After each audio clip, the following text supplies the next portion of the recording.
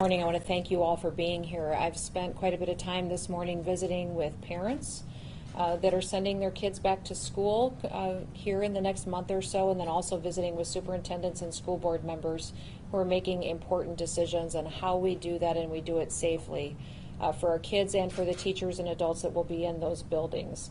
Today, I'd like to share with you all the information that I have on that subject, and then also continue to have conversations with parents, teachers, and folks all across the state. In March, we announced our first positive COVID case in the state of South Dakota. That was more than 4.5. A lot has changed, especially as it relates to what we know about the virus and how we deal with it as it spreads through the state and also the country. When we started, our worst case scenario was based on academic modeling.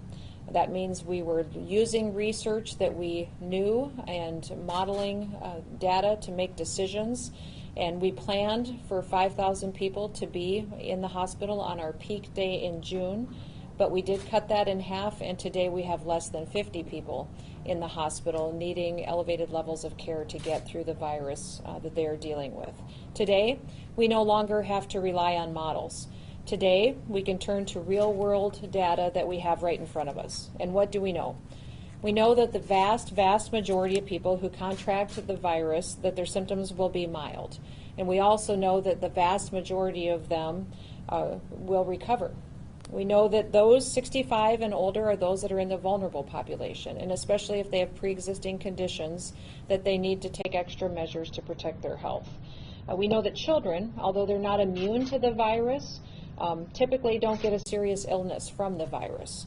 They almost never transmit the disease to someone else. Now, from day one, I was committed to following the science, what we knew about the virus, the data and the facts behind it, and what was happening on the ground here in South Dakota. The science is very clear on schools. Our schools should be open. Let's walk through all of those facts together. JAMA Pediatrics came out with some facts, and their statement was, the data indicates that children are at far greater risk of critical illnesses from influenza than they are from COVID-19. One of the world's leading pediatric care centers, the Toronto Sick Kids, had this to say about kids going back to school. They said the evidence is mounting that children may be less susceptible to this virus and may be less likely to transmit that virus to others. They also said the risks of infection and transmission in children, which appear to be minimal, need to be balanced with the harms of school closure, which is impacting their physical and their mental health. On balance, it is recommended that children return to school. And that's coming from one of the world's leading healthcare providers and pediatric centers, the Toronto Sick Kids. The American Academy of Pediatrics says the importance of in-person learning is well documented, and there's already evidence of the negative impacts on children because of school closures that have happened in the spring of 2020. Lengthy time away from school often results in social isolation, making it difficult for schools to identify and to address important learning deficits, as well as child and adolescent physical or sexual abuse, substance abuse, depression, or suicidal problems. So the science says that kids need to be in school, but the next question is should kids be in masks? That's something that we're hearing about every day here in South Dakota as well. Let's go back to what the doctors in Toronto have to say. They say it is impractical for a child to wear a mask properly for the duration of a school day. In younger children, masks could be irritating, which may lead to increased touching of the face and therefore increased risk of infection. You all know that I'm opposed to a statewide mask mandate. I've been clear about that. Today, my focus is that schools need to create strong plans to provide each person the opportunity to have in-person instruction that works for each family. Remember that the number one non-pharmaceutical way to kill this virus is by washing your hands. Now, the vast majority of teachers and staff are not in the high-risk, vulnerable population category. If they are, there are many options that are available to them. Social distancing, masking, proper hygiene. If they need to teach online classes, there are so many school districts that are making accommodations for that. Let's come up with a plan to make sure that we're protecting those individuals. but we cannot sacrifice the educational, physical, emotional, and social well-being of our kids. The risks of COVID are too minimal for us to make sure that they're all going to stay home and take the risk that we take on social and emotional well-being of our children. No one wants to put these adults at risk, but also, as Dr. Scott Atlas at Stanford has noted, risks to adults in schools are much less than those that are encountered in grocery stores, pharmacies, and other essential businesses. So for many students, the consequences of not being in school are far greater than the health risks of dealing with COVID. Kids thrive on routine and in being in a supportive social environment. Long-term remote learning can't replace any of those needs. Lots of human connections can lead to a better way of life. If you lose those human connections, it can lead to increased stress, anxiety, and depression. Closing school buildings has a significant impact on our most vulnerable students. Our school nutrition programs have done an absolute fantastic job making sure that we're continuing to make students meals for them, that we're delivering them to their homes and having access. But some kids have been disconnected from that daily, consistent nutrition that they received when they were in school full-time. Not all kids are in safe home environments. For some students, school is the safest and the most predictable place that they can spend their time. The Journal of the American Academy of Child and Adolescent Psychiatry says the duration of the quarantine, infection fears, boredom, frustration, lack of necessary supplies, lack of information, financial loss, and stigma, they appear to increase the risk of negative psychological outcomes. Social distancing and school closures may therefore increase mental health problems in children and in adolescents. Early indications of the COVID-19 context indicate that more than 1/3 of adolescents report high levels of loneliness. So our state's future depends on educating these kids. I want to remind everybody that I'm a mom too.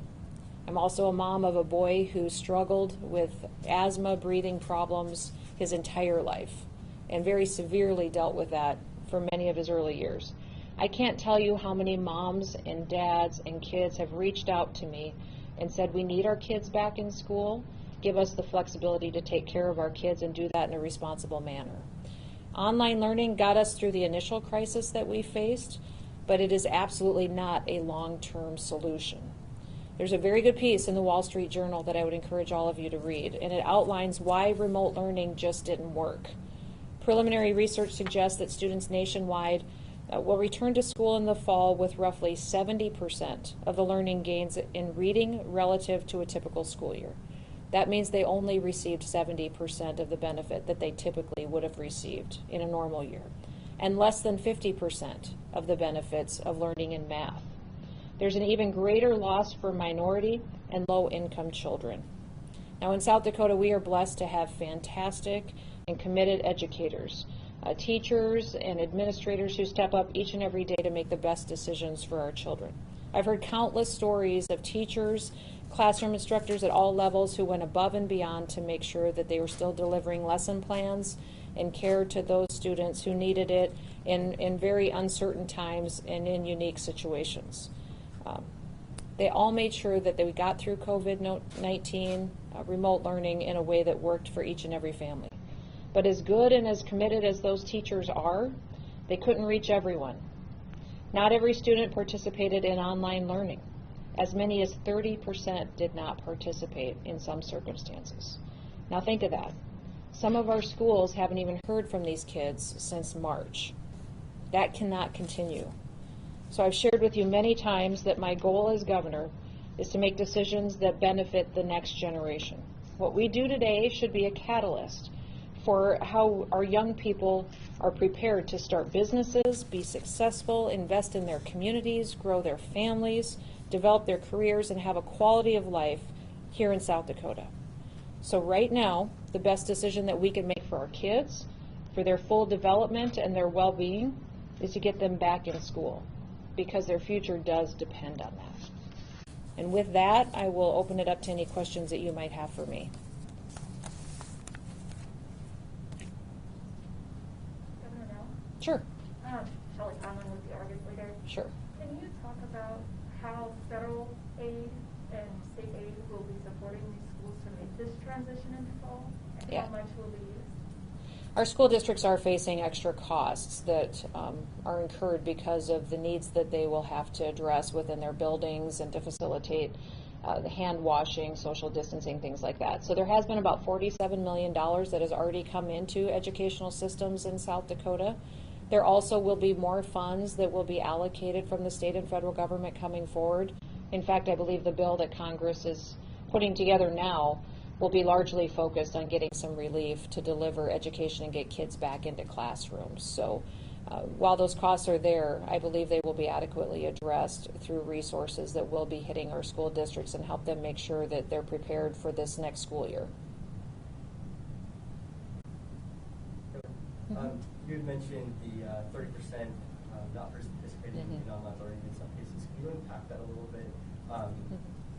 Was that across the board or in particular schools, or just where that is coming from? Yeah, it's different for every school district, the amount of kids that didn't check in and what level of education they experienced and participated in.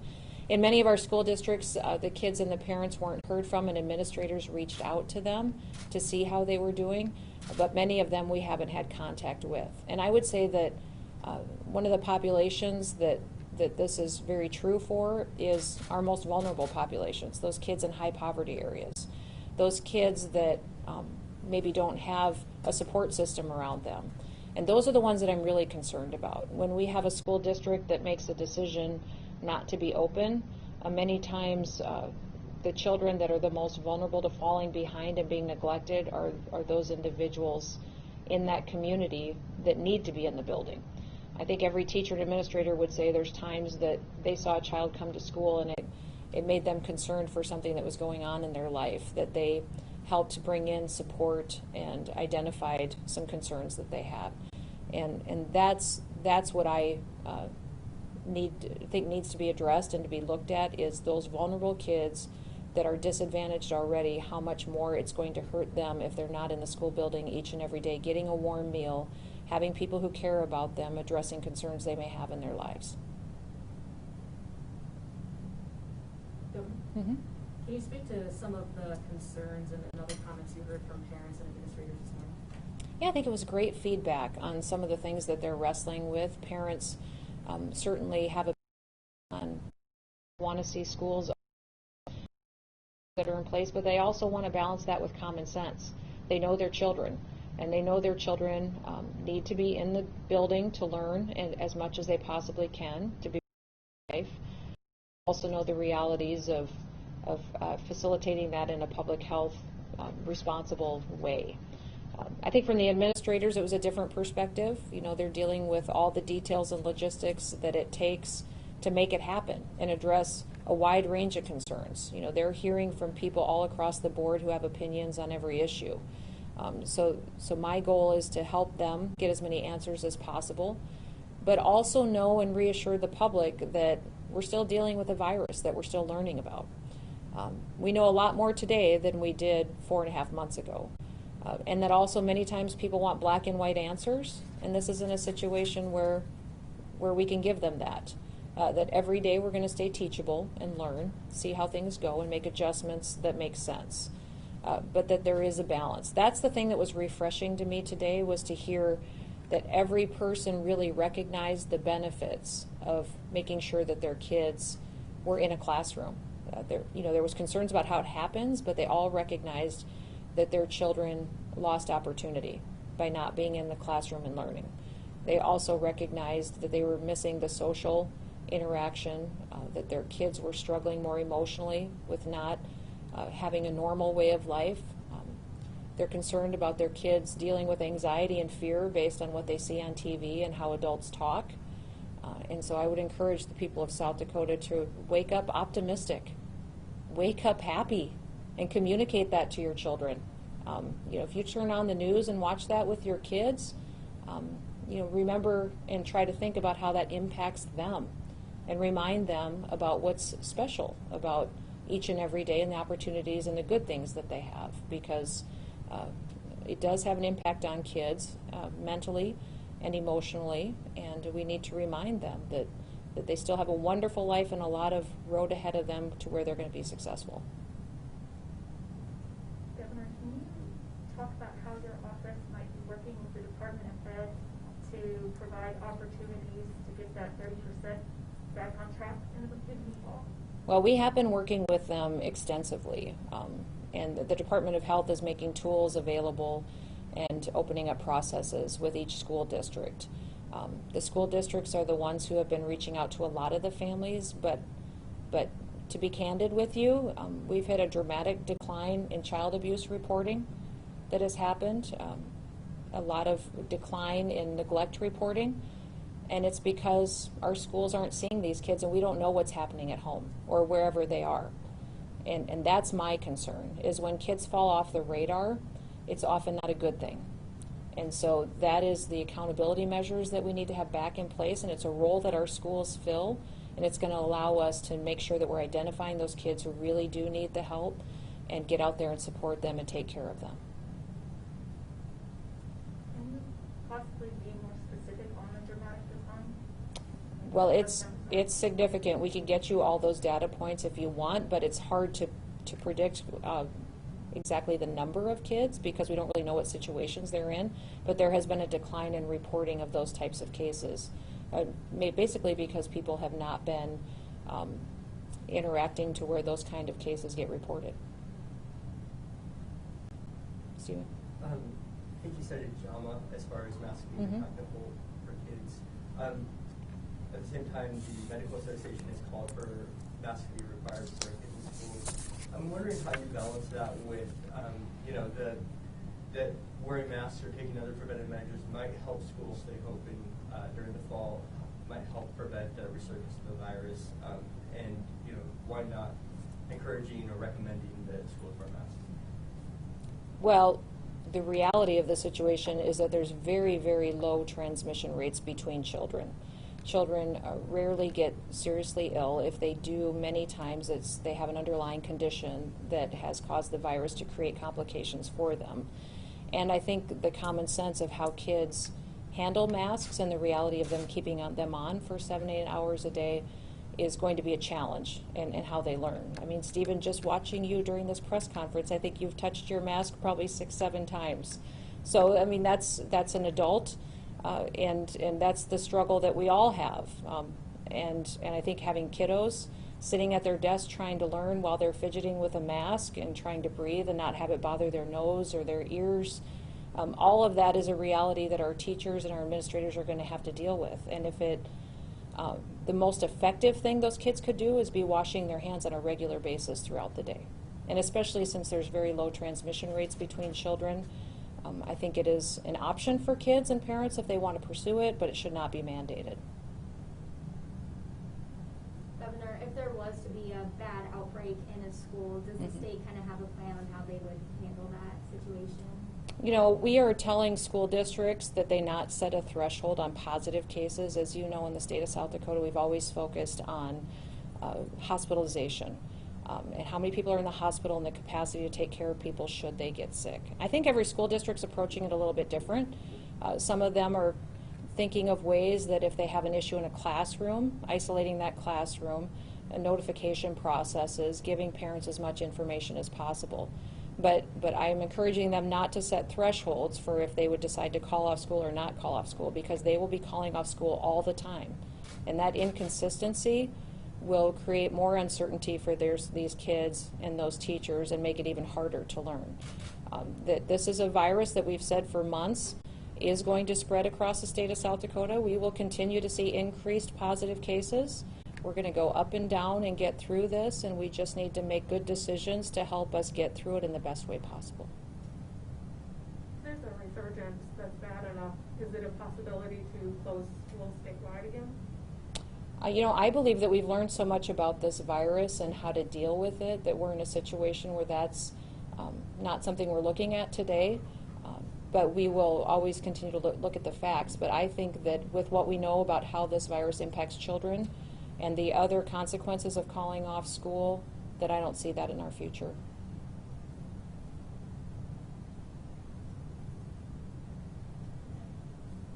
Other questions? I I did have one question, Sure. but it's not related to schools, if that's okay. I think it's fine. Okay.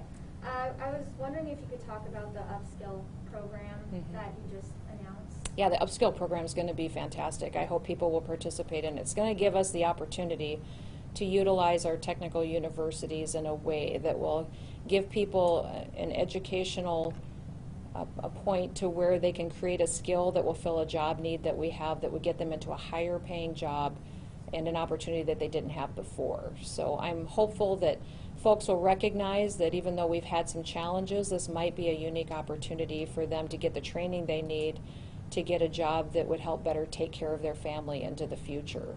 And reach out to our technical schools, reach out to our Department of Education. We'd be more than willing to help set people up with that. And is this for people who are on unemployment right now? Is it for anyone? It's for everybody. Okay. We're hoping that people will reach out and really understand the opportunity that they have in this program. And what do you think this means for the state of South Dakota? Well, the state of South Dakota is a bright spot right now. We have job opportunities. We have one of the lower unemployment rates in the nation. Everybody here works and they work hard. But this gives them an opportunity to learn a skill that gets them into a higher paying job so that they can be more successful and pursue that dream that they've always had. And so this kind of innovative approach to getting that skilled training, I think, will be very helpful in helping us help our families do better. I have one last question Yeah. related to children. Sure. Can you talk about, as new information is coming out every day about the virus, how you're prioritizing the sources that inform the information your office is sharing and the decisions you're making? I'm reading it all. I am reading it all, and that is why we've been challenged, is because it's been all over the map. What we do know is more data and information about how other countries are having results, how our researchers are identifying the virus and how it spreads. Even the CDC is changing their recommendations quite consistently. So that's all beneficial, and we need to continue to read and stay up to date on what we learn each and every day. I never take anything off the table, which is why the mask situation with kids and with adults is very mixed research, and the science has not proven what's effective and what isn't and what type of mask. We have to stay objective when we look at it and really look at still the most helpful thing that you can do each and every day to help slow down the spread of the virus is to wash your hands. Appreciate it. Thank you, guys. Yep. Thanks, guys.